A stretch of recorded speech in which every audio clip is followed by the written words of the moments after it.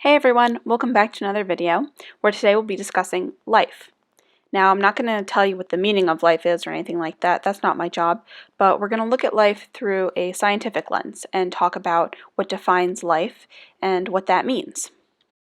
The topics that we will be covering today are: how do we define life? What are some exceptions or interesting cases that we might see that don't really fit with this definition? And what is the significance of this definition going forward? Alright, let's get started. So, as much as we would like to have this simple, general definition that would encompass all of life, it's pretty difficult to do that. So, researchers have compiled a list of traits that all living things have in common, yet this still doesn't serve as an accepted definition. Really, there is no accepted definition. But anyway, here are the characteristics that all living things seem to have in common. First, all living things are made up of at least one cell. This is to say that there's some structure, organization, and order to all living things, from the smallest bacterium to the largest elephant. Of course, there are some living things that, unlike humans, are only made up of one cell. These are called single-celled organisms, and they're actually able to carry out all of life's processes using just their organelles. Organelles are these tiny structures inside the cells that each have their own special job. The second characteristic is metabolism, which is the way that all living things get the energy needed to carry out biological processes. Think about how plants do photosynthesis. Unfortunately, animals do not photosynthesize, but we do have a digestive system, which allows us to take the energy from food and convert that into ATP, which is the type of energy that we use to carry out all biological processes. Then there's homeostasis, which is all about maintaining an equilibrium, or balance, within the living thing in order to keep them alive. Think about how when it gets too hot, your body starts to sweat. That's your body cooling you down so you can maintain a balance in your internal temperature. A great example of homeostasis. The fourth characteristic is reproduction. Different living things have different ways of reproducing. For instance, a single bacterium will get really big and then split apart into two identical daughter cells in a process called binary fission, which is totally different from the way that animals reproduce. Then there's the idea that all living things grow and develop over time, which sounds simple enough, but when you really think about it, that actually requires genetic material like DNA, because that tells us how to grow and when to grow. Next up, all living things will respond to stimuli. A stimulus is any event or change within the environment. Think about how a sunflower will turn to face the sun. This is because it needs more sunlight in order to photosynthesize.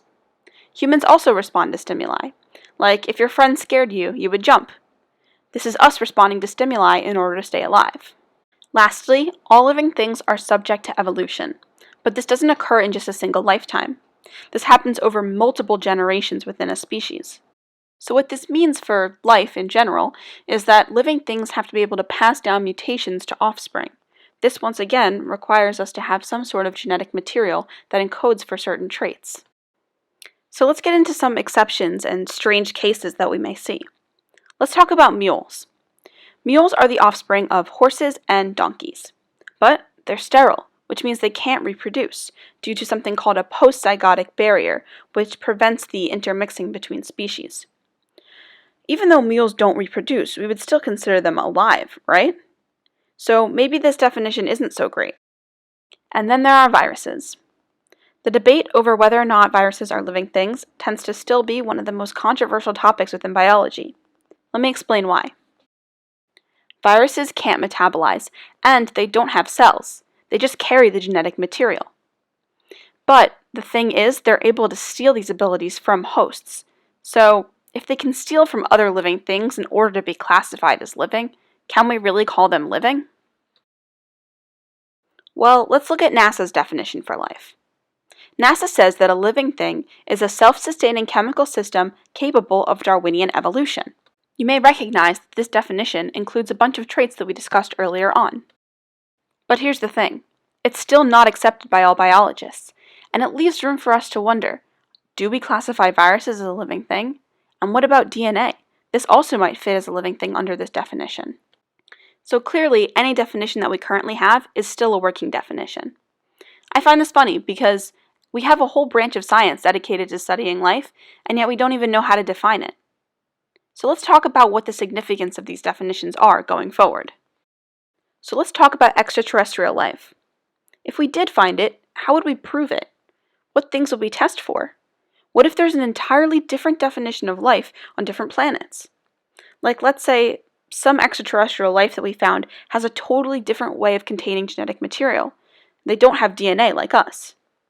Then in that case, what sort of things should we be looking for on our search for extraterrestrial life? And what if we were able to synthesize something in the lab that had all of these traits of life?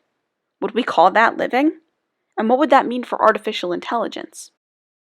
And what about the origin of life? Could we say that the mitochondria, the organelles that we use to generate the energy we need for biological processes, were at one point living? It's difficult to give a definitive answer to any of these, but the more that we study biology and living things, the closer we can get to answering many more questions just like these. So, to summarize, today we discussed some traits that most scientists currently use to define life. We talked about some interesting cases and exceptions where this definition doesn't really apply. And we talked about the significance of this confusion moving forward. As always, thank you so much for watching, guys. I'll see you in the next video. Bye!